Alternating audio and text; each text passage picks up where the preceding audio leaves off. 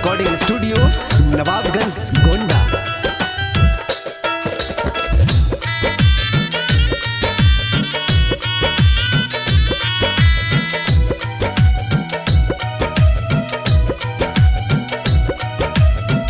चला ये सैया बजरिया ना फेरा तू ना जरिया ना फेरा तू ना जरिया नू हो।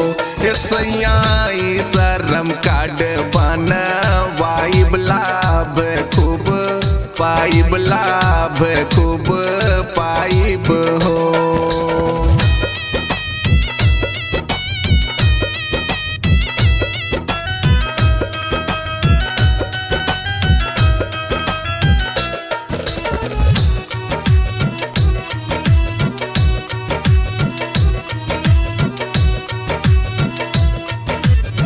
योजना सरकारी बाटे 2 लाख के बीमा बाटे 2 लाख के बीमा बाटे 2 लाख के हो।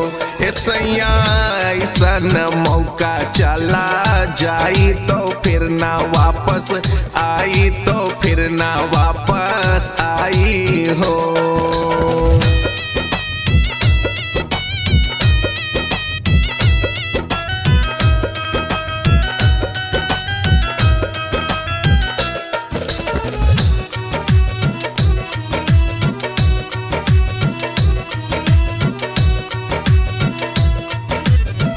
खाता में पैसा हर महीना तो आई पिया 500 आई पिया 500 हो। ए सैया राकेश मुकेश बना वाइन सभे बना वाइन तू